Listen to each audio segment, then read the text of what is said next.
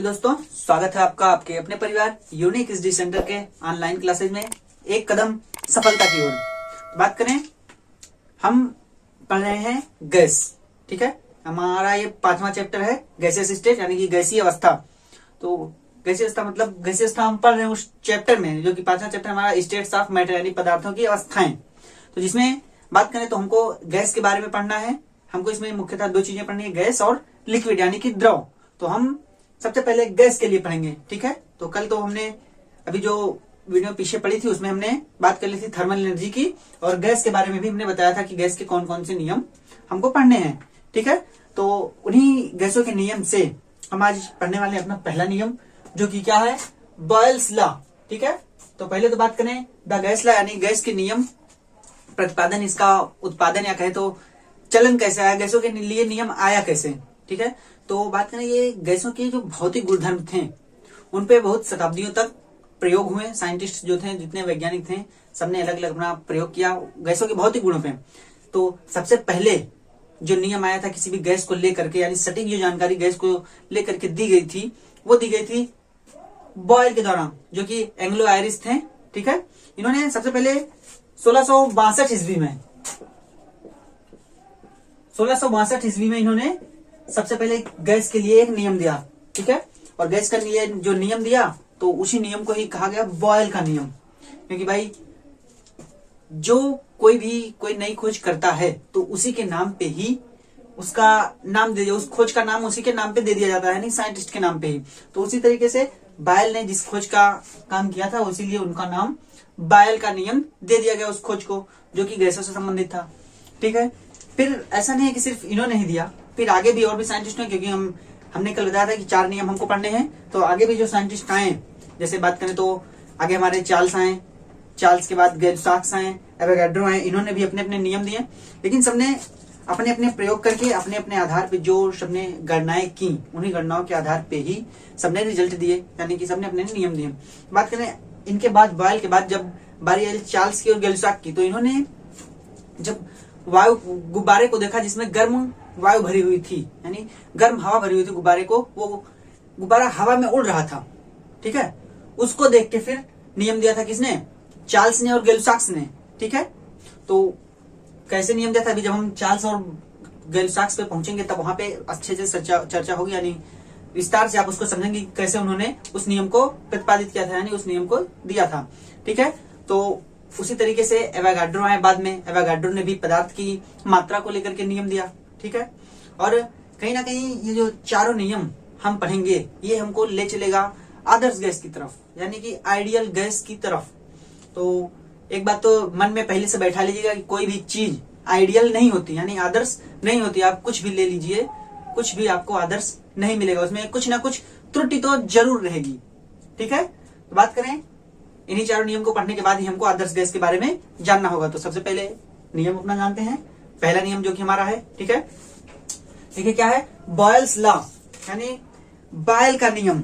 इन्होंने क्या बताया, हमने कल ही बताया कि 4 मापनीय गुण, जिसको हम गैसों के लिए 4 चीजों को माप सकते हैं, जिसमें आयतन, दाब और ताप और साथ में पदार्थ की मात्रा। ठीक है, ये 4 चीजें बताई थी, ये चारों चीजें आप माप सकते हैं। ठीक है, जिसको हम बोलते हैं volume, pressure, temperature and mass. ठीक है, मास मतलब द्रव्यमान, मात्रा बोल सकते हैं, द्रव्यमान बोलिए। ठीक है, मास, यानी इन्हीं चारों को लेकर के हमको नियम को पढ़ना है। तो देखिए पहला नियम है हमारा बॉयल्स लॉ, यानी बॉयल का नियम, जो कि क्या बताता है, बॉयल का नियम बताता है प्रेशर और वॉल्यूम रिलेशनशिप, यानी दाब और आयतन का संबंध। अर्थात किसी गैस के लिए जो भी गैस हमको दी जाए उसके आयतन और दाब में क्या संबंध होगा। ठीक है, किस प्रकार से दाब बढ़ाएं तो आयतन में क्या चेंजिंग आएगी, आयतन को कम जाना करें तो दाब में किस प्रकार से चेंजिंग होगी। यही तो बता रहा है ना कि आयतन और दाब का आपस में क्या संबंध होगा।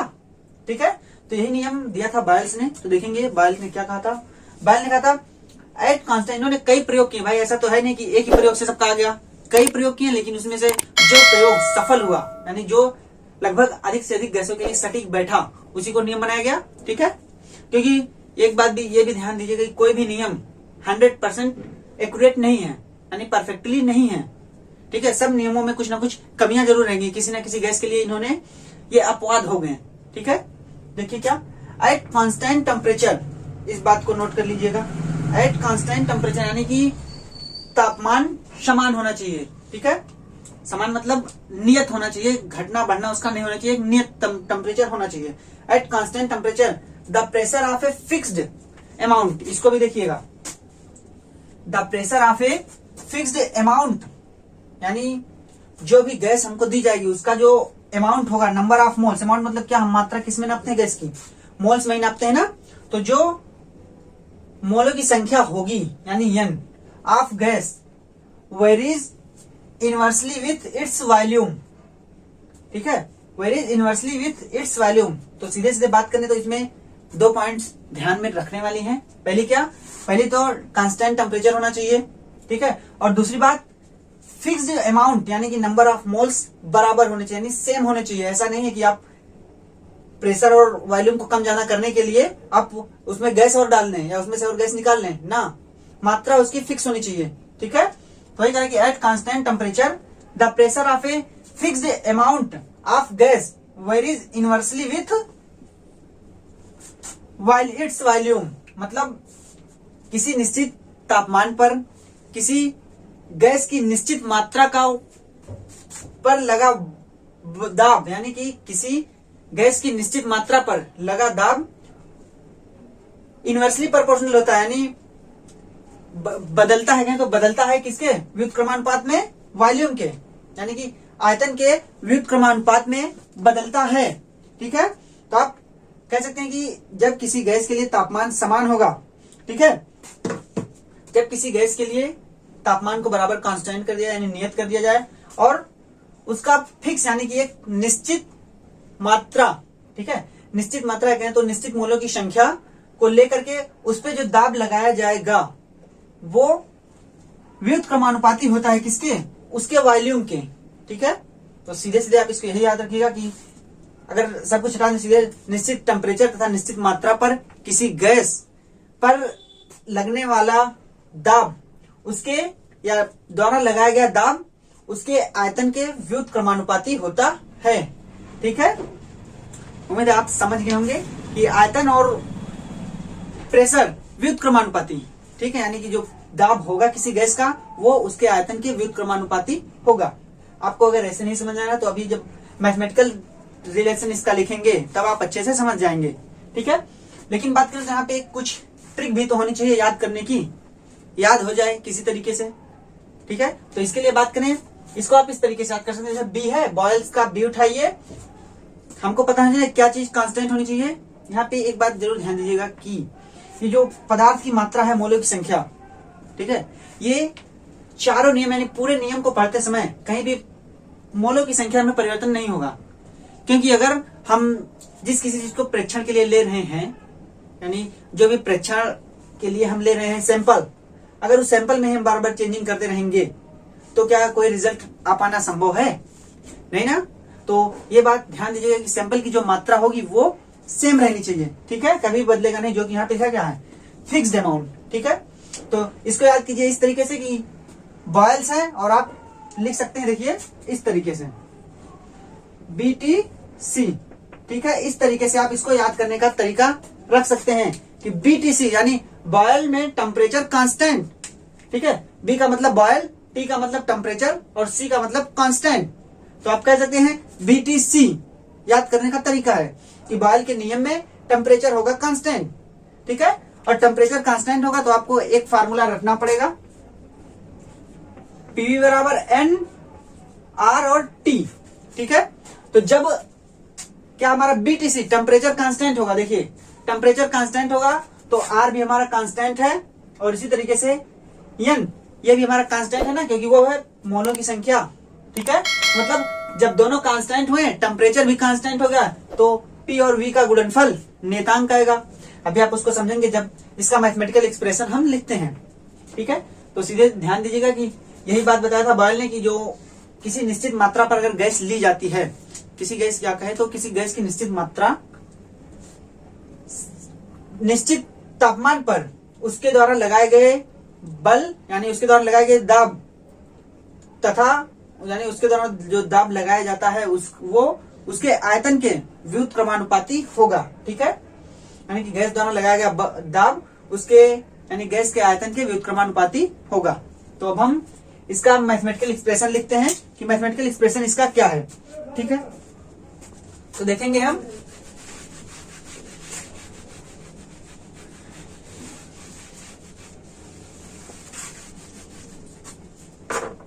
देखिए इसका जो मैथमेटिकल एक्सप्रेशन होगा वो होगा दाब किसके इनवर्सली प्रोपोर्शनल 1/v, यानी कि v क्या है वॉल्यूम और p क्या है प्रेशर। ठीक है, अब हम इसको साफ करते हैं।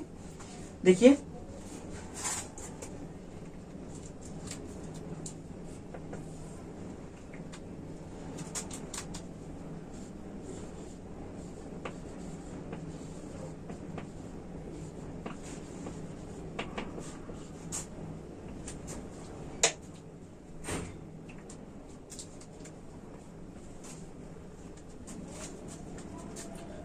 तो देखेंगे हम पढ़ रहे हैं बॉयल का लॉ, तो जिसमें हमको ये रिलेशन मिला है P इनवर्सली प्रोपोर्शनल वॉल्यूम, यानी गैस की निश्चित मात्रा अगर निश्चित तापमान पे है तो उस पे द्वारा लगाया गया दाब उसके वॉल्यूम के यानी उसके आयतन के व्युत्क्रमानुपाती होता है।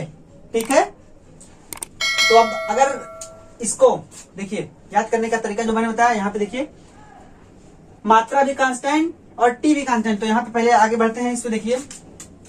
तो अगर हम इसको यहाँ पे करें, v को इस साइड में करें तो क्या होगा, या फिर ऐसे देखिए इक्वल का चिन्ह लगाते तो यहाँ पे एक कांस्टेंट जुड़ता है, प्रोपोर्शनैलिटी कांस्टेंट जिसको बोलते हैं। ठीक है, क्या है यहाँ पे जो k है वो है प्रोपोर्शनैलिटी कांस्टेंट।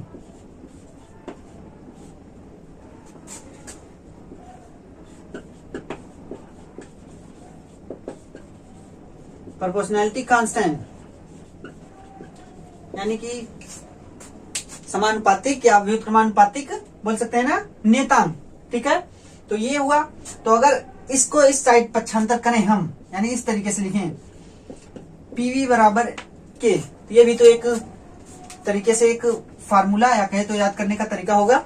ठीक है, ये बनेगा यानी निश्चित, इसको इस तरीके से भी कह सकते हैं ना कि अगर किसी गैस की निश्चित मात्रा दी गई हो और उसका तापमान भी निश्चित हो यानी तापमान भी कांस्टेंट हो, तब की केस में उसके प्रेशर और उसके वॉल्यूम यानी उसके दाब और उसके आयतन का गुणनफल भी एक नियतांक होगा, यानी कि गुणनफल भी एक कांस्टेंट होगा ना, क्योंकि के है कांस्टेंट। ठीक है, तो इससे आप समझ सकते हैं कि PV बराबर के, यानी कि इसको हम बोल सकते हैं क्या, कांस्टेंट। ठीक है, ये होगा कांस्टेंट, यही बात ध्यान दीजिएगा। और मैंने बताया इसको याद करने का तरीका क्या, BTC यानी कि बॉयल के नियम में टेम्परेचर होगा कांस्टेंट। तो जब टेम्परेचर होगा कांस्टेंट तो मैंने वही बताया, फार्मूला वही है, इसी को PV बराबर N R और T, इसी फार्मूले को याद रखिएगा। इसी से चारों नियम आपके बनेंगे, जो भी गैस के चारों नियम हैं, चारों नियम इसी से बनेंगे। ठीक है, तो क्या क्या कांस्टेंट हो गया, देखिए ये तो पहले कांस्टेंट पदार्थ की मात्रा कांस्टेंट, ये टेम्परेचर कांस्टेंट कर दिया गया, और R ये तो प्रोपोर्शनैलिटी कांस्टेंट है ही, यूनिवर्सल गैस कांस्टेंट ये है ही। आप बना सकते हैं इसको क्या, देखिए ऊपर वाला वही PV बराबर कांस्टेंट। ठीक है, यानी कब, जब पदार्थ की मात्रा होगी कांस्टेंट यानी नियत होगी, पदार्थ का यानी उस गैस का तापमान नियत होगा, और ये तो नियतांक है ही, तो यानी निश्चित मात्रा तथा निश्चित तापमान पे गैस के दाब और गैस के आयतन का गुणनफल भी एक कांस्टेंट होगा। ठीक है, इतना आप इसको इस तरीके से याद कीजिएगा। ठीक है, तो आगे बढ़ते हैं, इसमें देखेंगे कि ये तो ठीक है। अब बात करें अगर कोई दूसरी गैस, मान लीजिए एक गैस हो जिसकी मात्रा निश्चित हो, अगर इसका हम प्रसार कराएं, एक्सपेंशन कराएं, ठीक है, एक्सपेंशन में क्या होगा, मात्रा सेम होनी चाहिए, टेम्परेचर भी सेम होना चाहिए। ठीक है, लेकिन आयतन और दाब इसमें तो चेंजिंग हो सकती है ना, क्योंकि हमको यही संबंध बताना है कि आयतन और दाब में किस प्रकार से चेंजिंग होगी। तो अगर हम मान लेते हैं कि इफ ए गैस अगर कोई एक गैस लेते हैं जिसका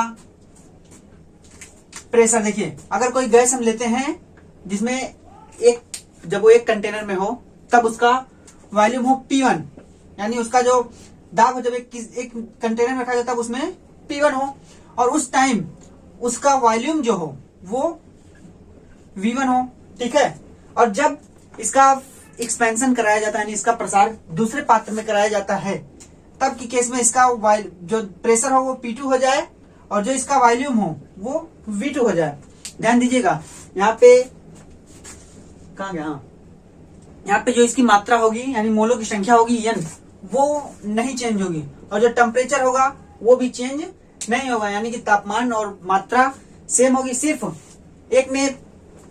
एक पात्र में P1 V1 होगा और दूसरे में P2 V2, यानी कि एक में दाब P1 जब एक पात्र में है और उसी समय वॉल्यूम इसका है V1, लेकिन जब उस गैस का एक्सपेंशन कराया जाता है, प्रसार कराया जाता है, तब उसका जो दाब है वो हो जाता है P2, यानी प्रेशर हो जाता है P2, तथा जो वॉल्यूम है वो हो जाता है V2। तो इस केस में इस नियम को लगाएं तो, यानी इस बॉयल के नियम से अगर देखें तो क्या होगा, कांस्टेंट होगा इनका गुणनफल। देखिए तो इस तरीके से क्या होगा, P1 V1 बराबर P2 V2 और बराबर क्या है, या इसको बोल सकते हैं कांस्टेंट, यानी यही नियम फॉलो होगा किसी भी गैस के लिए, ठीक है। तो जैसा पहले वाले पात्र में था उसके वॉल्यूम और उसके प्रेशर का गुणनफल कांस्टेंट था, ठीक उसी तरीके से दूसरे वाले पात्र में भी जब उस गैस का एक्सपेंशन कराया गया तब भी उसके प्रेशर यानी दाब और उसके वॉल्यूम का गुणनफल एक कांस्टेंट ही रहा, यानी कि नियतांक ही रहा, ठीक है। तो इसे आप समझ सकते हैं ना, एक नियतांक ही रहा, ठीक। बाकी जो इनकी यूनिट्स होगी, दाब और वॉल्यूम की जो यूनिट्स होगी, इसके का मान उन यूनिट्स पे भी निर्भर करेगा, ठीक है। सिर्फ प्रेशर और वॉल्यूम पे नहीं, इसकी यूनिट्स पे भी, जो इसकी यूनिट होगी यानी मात्रक जो होगा दाब का, या मात्रक जो होगा वॉल्यूम का, आयतन का, उस पे भी इसके यानी कांस्टेंट की मात्रा निश्चित करेगी, ठीक है, मात्रा निश्चित करेगी, ठीक है। इसका मतलब हम कह सकते हैं कि कांस्टेंट टेम्परेचर पे product of pressure and volume of a fixed amount of gas is constant, ठीक है। तो वही मैंने बताया कि अगर टेम्परेचर समान हो और मात्रा भी निश्चित हो तो उसके दाब और आयतन का गुणनफल भी एक कांस्टेंट होगा, ठीक है। फिर वही बताया, देखिए ये मैंने बताया इसका एक्सपेंशन किया जब एक पात्र में था P1 V1 और दूसरे पात्र में था P2 V2, लेकिन मात्रा सेम थी N और टेम्परेचर भी इसका था T, ठीक है। तो इससे एक संबंध निकल सकता है ना, देखिए इससे एक संबंध निकल सकता है, यहां से भी P1 बटे P2 बराबर V2 बटे V1, ये होगा ना, P1 बटे में P2 और V2 बटे में V1। ये आप न्यूमेरिकल्स लगाने के लिए ये सब बहुत महत्वपूर्ण होगा, यानी सवालों को लगाने के लिए ये बहुत ही महत्वपूर्ण होगा, ठीक है। तो इन फार्मूलों को याद कीजिएगा, याद रखना है, ठीक है। तो इतने के बाद हम देखते हैं अब इसका ग्राफ, ठीक है, किस तरीके से इसका ग्राफ बनेगा। आप ये ग्राफ देख सकते हैं जो आपको इसमें स्क्रीन पे दिख रही होगी, ठीक है। तो बात करें, ये ग्राफ खींचा गया है किसी क्या ये, हाँ देखिए किसी गैस के लिए है, आपको एक पर्टिकुलर गैस ले सकते हैं, ठीक। तो जिसपे आपको ग्राफ खींचा गया है, प्रेशर ऊपर वाला वर्टिकल कॉलम प्रेशर है और नीचे वाला कॉलम है वॉल्यूम यानी कि आयतन, और ऊपर वाला दाब, ठीक है। तो यानी क्षैतिज कॉलम को आप बोल सकते हैं कि ये है आयतन, और वर्टिकल यानी कि ऊर्ध्वाधर कॉलम को आप बोल सकते हैं कि वो प्रेशर पे है। तो बात करें, आप ग्राफ को देख सकते हैं किस तरीके से ग्राफ बना है। ऊपर वाला जो ग्राफ आपको रेड कलर से दिख रहा है वो 600 केल्विन पे है, और उसके नीचे वाला नहीं, बीच वाला जो ग्राफ है वो 400 केल्विन पे, और उसके नीचे वाला जो ग्राफ है, सबसे नीचे वाला ग्राफ वो है 200 केल्विन पे, ठीक है। तो आप ये ग्राफ है किसी भी गैस के लिए जब प्रेशर और वॉल्यूम में खींचा जाएगा, वॉल्यूम के व्युत्क्रमानुपात में नहीं, ये ग्राफ है प्रेशर तथा वॉल्यूम, ठीक है, पीवी के बीच में, ना कि पी और 1/v के बीच में, ठीक है। जब किसी गैस के लिए दाब और उसके आयतन के बीच में ग्राफ खींचा जाएगा तो इस प्रकार से उसका ग्राफ बनेगा। यहाँ पे आप देखेंगे प्रेशर का मात्रक है बार, यानी दाब का मात्रक है बार, तथा वॉल्यूम का मात्रक है डेसीमीटर क्यूब, ठीक है, डीएम क्यूब।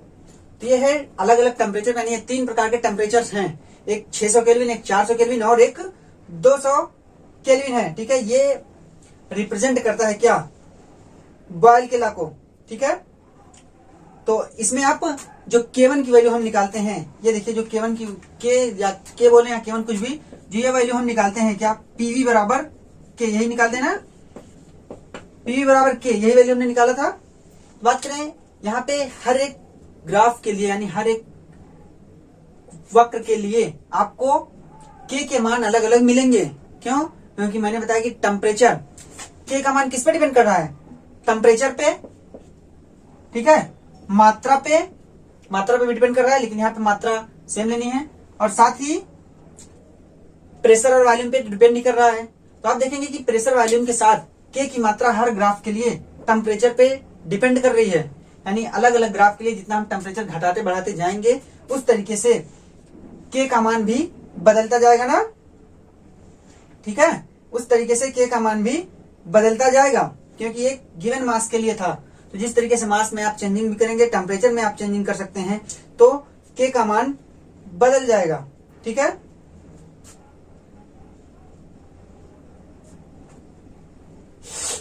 लेकिन अगर मास निश्चित रहेगा, अगर कोई एक निश्चित मास दे दिया जाए, तब उसका टेम्परेचर, किसी एक गैस का निश्चित मास हो, यानी मोलों की संख्या समान हो, अलग अलग टेम्परेचर पे उसका ग्राफ खींचना हो, तब सिर्फ और सिर्फ टेम्परेचर के साथ में ही K परिवर्तित होगा, क्योंकि मात्रा जो है मोलों की संख्या वो बराबर होगी, लेकिन टेम्परेचर बदलेगा तो वो टेम्परेचर पे ही डिपेंड करेगा, ठीक है। तो आप देखेंगे इस प्रकार के जो वक्र खींचे जाते हैं, यानी इस प्रकार के ग्राफ जो खींचे जाते हैं, उसको बोलते हैं आइसोथर्म। क्या बोलते हैं? आइसोथर्म, या जिसको बोल सकते हैं समतापी वक्र।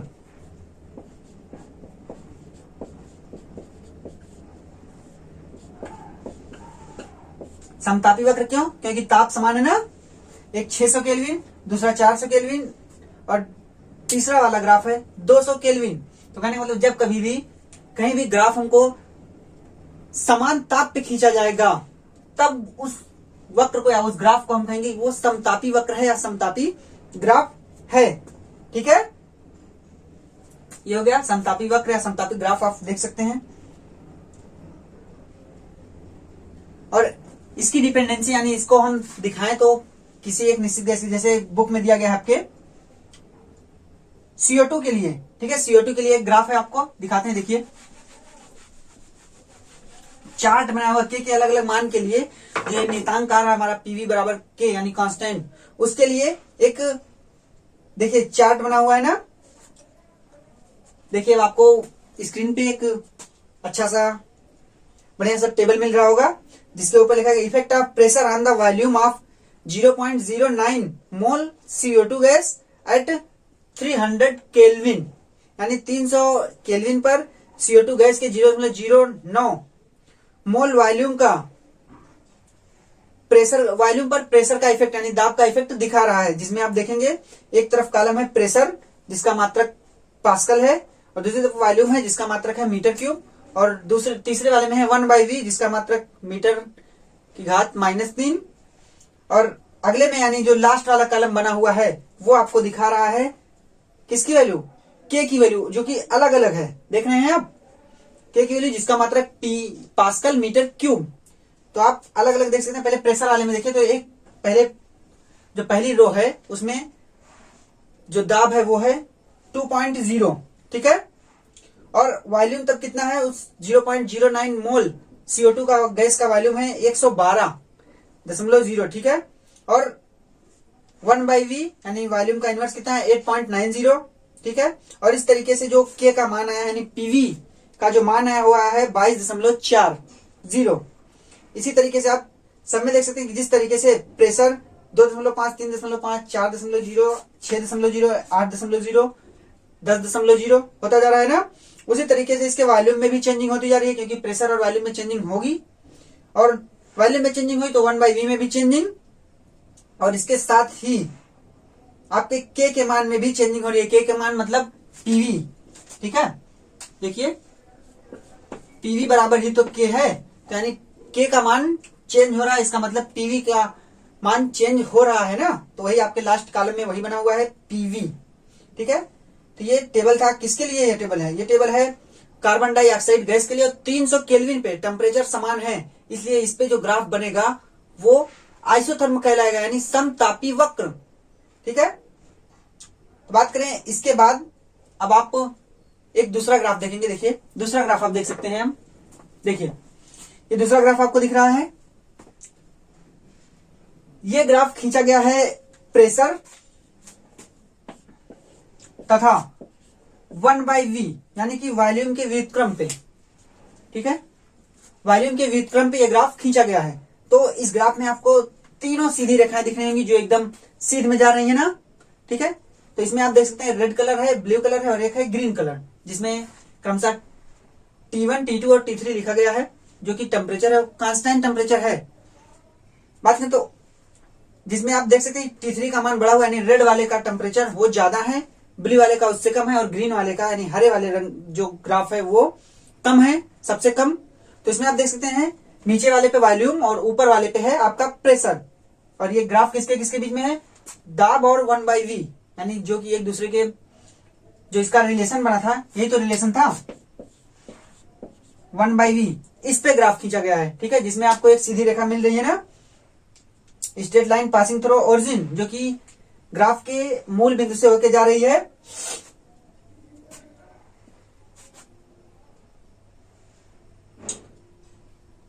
लेकिन आप जिस तरीके से आप इस ग्राफ से एक चीज सोच सकते हैं, या एक चीज कहें तो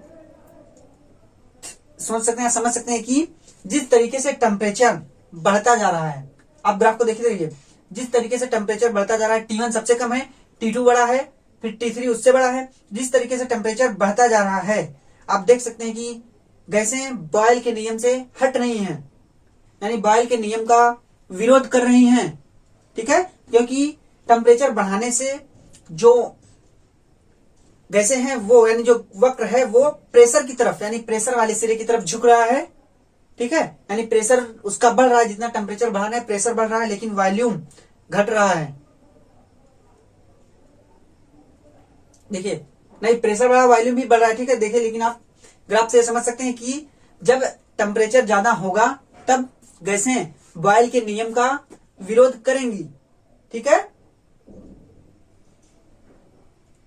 क्योंकि उस समय एक स्ट्रेट लाइन हमको नहीं प्राप्त हो रही है, जो कि कम टेम्परेचर पे एक स्ट्रेट लाइन प्राप्त थी, जो ओरिजिन से एकदम सीधा होते हुए जा रही थी, दोनों के एकदम बीचों बीच, यानी 1/v और प्रेशर के बीच में जो ग्राफ खींचा गया था उसके बीचों बीच एकदम जा रही थी ओरिजिन से।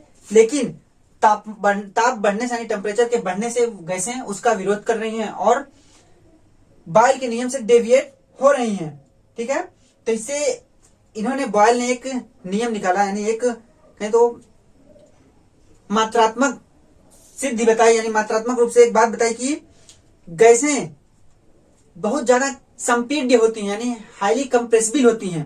और क्यों वो हाईली कंप्रेसिबल क्यों होती हैं? क्योंकि उन्होंने देखा कि अगर गैसों को ताप बढ़ाया जाता है, ठीक है, गैसों को अगर दबाया जाता है, इनका गैसों को अगर दबाया जाता है तो वो सेम, मात्रा तो सेम है गैसों की, क्योंकि मात्रा शुरू से बताया कि मात्रा सेम होगी, मौलिक संख्या समान है। तो उन्होंने कहा अगर गैसों की मात्रा सेम है और उसको हम दबाते हैं, पहले तो वॉल्यूम ज्यादा था, लेकिन जब उसको और दबाया जाता है तब गैसें उतना ही मॉलिक्यूल और छोटे से आयतन में आके सिमट जाता है। उस समय इतना बड़ा पात्र, देखिए इतना बड़ा पात्र था जब गैसें इसमें भरी गई थी। ठीक है, लेकिन जब इनको दबाया जाता है, जो गैसों की संख्या, मॉलिक्यूल्स की संख्या, अणुओं की संख्या वो n है, जब इनको दबा के इतने छोटे में किया जाता है तब भी इनकी संख्या तो n ही है। तो इन्होंने यही कहा कि गैसें हाईली कंप्रेसिबल, यानी अत्यधिक संपीड्य होती हैं। तो कहने का मतलब इतना संपीड्य होती है, उनको दबा सकते हैं, बहुत कम क्षेत्र में, बहुत कम आयतन में उसको समेट सकते हैं। ठीक है, तो इसको समझाने के लिए इन्होंने फिर एक रिलेशन दिया था। इन्होंने एक रिलेशन दिया कि ज्यादा प्रेशर अगर हो, भाई दबाने का मतलब प्रेशर बढ़ा, तो अगर ज्यादा प्रेशर हो तब जो घनत्व होता है गैसों का, वो गैसें ज्यादा घनत्व रख लेती हैं। यानी अगर एक वॉल्यूम है, अगर उस पर प्रेशर ज्यादा दे दिया जाए तो गैसों का घनत्व बढ़ जाता है, यानी घनत्व को, जिसको हम डेंसिटी बोलते हैं, या कहें तो गैसें डेंसर हो जाती हैं। ठीक है, तो इससे इन्होंने एक नियम दिया था, कहें तो एक रिलेशन दिया था मास, वॉल्यूम और डी में। यानी कि देखिए, इसको डेंसर को समझाने के लिए इन्होंने एक रिलेशन दिया, किसके किसके बीच में, किसी गैस के मास के रूप, मास जो कि हम दर्शाते हैं स्मॉल m से, वॉल्यूम जिसको v से, और डेंसिटी जिसको हम स्मॉल d से दर्शाते हैं। ठीक है, तो इससे इन्होंने एक रिलेशन दिया। देखिए वही रिलेशन जो कि ये बताएगा कि जब एक निश्चित मात्रा होगी, ठीक है, जब गैस की एक निश्चित मात्रा होगी और उस पर प्रेशर बढ़ाया जाएगा, तब गैसें और डेंसर होंगी। तो इन्होंने यही रिलेशन बताया। देखिए, डेंसिटी, गैस की किसी गैस की डेंसिटी बताने के लिए बताया D बराबर m के बटे में v, यानी कि डेंसिटी कह सकते हैं मात्रा समान है, m का मान वॉल्यूम के विपरीत। कहे तो वॉल्यूम जितना ज्यादा होगा डेंसिटी उतना कम होगी, इसको हम इनवर्सली प्रोपोर्शनल कह सकते हैं, यानी व्युत्क्रमानुपाती। तो यही बताया कि वॉल्यूम जितना ज्यादा गैस की डेंसिटी उतना कम, और वॉल्यूम जितना कम गैस की डेंसिटी उतनी ज्यादा। मात्रा तो निश्चित है ना, सिर्फ वॉल्यूम पे बात करें, वॉल्यूम ज्यादा हुई तो डेंसिटी कम, वॉल्यूम कम हुई तब डेंसिटी ज्यादा। ठीक है, तो ये संबंध था किसमें किसमें, डेंसिटी और वॉल्यूम में, और साथ ही पदार्थ की मात्रा में, जो कि मोलों की संख्या है n होगी, या कहे तो मास होगा। ठीक है, गैस का। इसके बाद बात करें तो अगर v का मान, ठीक है, अगर v का मान हम पिछले वाले समीकरण से लाके यहां पे रखें, तो कौन से समीकरण से, जो मिला था pv बराबर k, यही मिला था ना। तो अगर v का मान यानी v बराबर k के बटे में p, इसका मान यहां पे लाके रखें, तो देखिए क्या होगा, d बराबर m, v के स्थान पर k के बटे p रखा, यानी k है ना, p को हम ऊपर लिख सकते हैं। तो ये जो बताया प्रेशर, ठीक है, तो इससे आप कह सकते हैं कि m बाई k जो है, यहां पे m भी क्या होगा, द्रव्यमान होगा, यानी मास होगा, तो वो होगा कांस्टेंट। तो कह सकते हैं सिंस m भी है कांस्टेंट, ठीक है, और साथ में k का मान कांस्टेंट है ही, k खुद में ही एक कांस्टेंट है, तो p यानी d को बोल सकते हैं कि जो d होगा यानी डेंसिटी होगी, वो डायरेक्टली प्रोपोर्शनल होगी प्रेशर के। यहां से निकल के आएगा ना कि डेंसिटी गैस की वो प्रेशर के सीधे सीधे समानुपाती होगी, यानी प्रेशर बढ़ा तो डेंसिटी बढ़ी, प्रेशर घटा तो डेंसिटी घटी, यानी कि दाब बढ़ाएंगे तब घनत्व गैस का बढ़ जाएगा, और दाब अगर हमने घटाया तब गैस का घनत्व कम हो जाएगा। यही तो बता रहा है ये रिलेशन। ठीक है, तो आप ये सारे फार्मूले जो मिले, सब फार्मूले आप कंठस्थ कर लिया, यानी नोट कर लीजिएगा अच्छे से, ताकि क्वेश्चंस लगाने में आपको दिक्कत ना हो। जैसे एक फार्मूला ये रहा pv बराबर k, और एक फार्मूला मिला था p1 v1 बराबर p2 v2, इसके बराबर भी आप नियतांक लिख सकते हैं। इसी को हमने सॉल्व किया था, p1 के बटे में p2 बराबर v2 के बटे में v1, ये फार्मूला था। ठीक है, और ये वाला d प्रोपोर्शनल होगा p के, ये वाला यानी घनत्व का संबंध जो आयतन से होगा और द्रव्यमान से, वो, और साथ में इस वाले को भी। ठीक है, तो ये पूरा था बॉयल का नियम, यानी बॉयल्स लॉ, जिसमें हमने देखा क्या कि बॉयल बीटीसी यानी टेम्परेचर कांस्टेंट होगा, और पदार्थ की मात्रा यानी मोलों की संख्या भी होगी समान। तो बॉयल ने यही कहा कि किसी गैस की निश्चित मात्रा के लिए तापमान यानी टेम्परेचर समान होने पे उसका दाब उसके वॉल्यूम के व्युत्क्रमानुपाती होगा। ठीक है, ये पूरी बात इन्होंने बताई थी। अब इस पे एक क्वेश्चन है, हम क्वेश्चन लगाते हैं कि कौन सा क्वेश्चन दिया गया है। ठीक है, क्वेश्चन लगाएंगे तो इन फार्मूलों का यूज आपको समझ में आ जाएगी, कैसे हम इन फार्मूलों का यूज करेंगे। ये क्वेश्चन है, आपको क्वेश्चन दिख रहा है ऊपर, a balloon is filled with hydrogen at room temperature, मतलब एक गुब्बारा हाइड्रोजन गैस से भरा जाता है रूम टेम्परेचर पे। ठीक है, यानी कमरे के ताप पे भरा जाता है। It will burst if pressure exceed 0.2 बार, मतलब या फट जाता है गुब्बारा जब दाब 0.2 बार अधिक हो जाता है। ठीक है, if at 1 bar pressure the gas occupies 2.27 litre volume, मतलब यदि गैस एक बार प्रेशर पे यानी एक बार जब दाब होगा तब वो 2.27 लीटर आयतन घेरती है यानी आयतन प्राप्त करती है। तो लिखा है up to what volume can the balloon the expand, मतलब वो गुब्बारा किस आयतन तक फैल सकता है, यानी वो गुब्बारा कितने आयतन तक फुलाया जा सकता है। ठीक है, यही कह रहे हैं ना कि जितना भी हो एक गुब्बारे में कमरे के ताप पर हाइड्रोजन गैस भरी जाती है। यदि दाब को 0.2 बार से अधिक कर दिया जाता है तो यह गुब्बारा फूट जाता है। वही बताया, यदि एक बार दाब पर गैस 2.27 लीटर आयतन घेरती है तो कितने आयतन तक गुब्बारे को फुलाया जा सकता है। अब यही हमको निकालना है गुब्बारे का आयतन। तो आप सोचिए कौन सा नियम हमको लगाना पड़ेगा। देखिए आपको सवाल दिख रहा है तो आयतन ही निकालना है ना, एक तो आयतन दिया गया है। ठीक है, तो हम सबसे पहले कह सकते हैं कि क्या जब सवाल को सॉल्व करेंगे तो सॉल्यूशन में सबसे पहले क्या लिखेंगे, आप क्वेश्चन देखते रहिए। सबसे पहले लिखेंगे बॉयल के नियम के अनुसार हम लगाएंगे क्योंकि हमने बॉयल का नियम ही पढ़ा है। तो सबसे पहले अकॉर्डिंग टू बॉयल्स लॉ,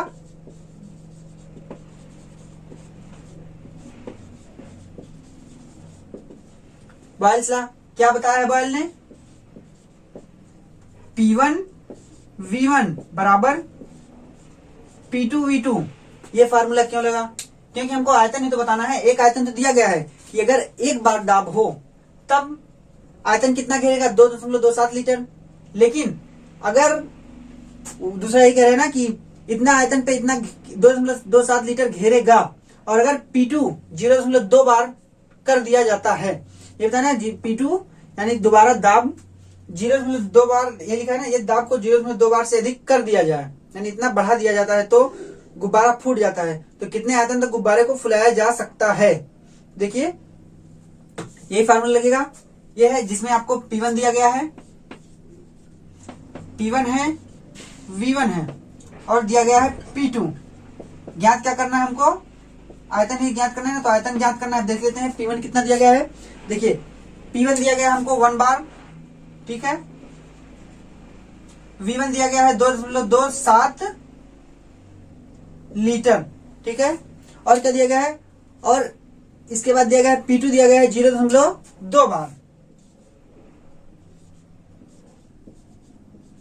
इतना है, ठीक है। तो इतना कुछ दिया गया है, V2 निकालना है, सीधा सा फार्मूला है। आप यहां से ट्रांसफर करेंगे, V2 का फार्मूला लेके आएंगे V2 को, तो कितना होगा P1 V1 के बटे में P2।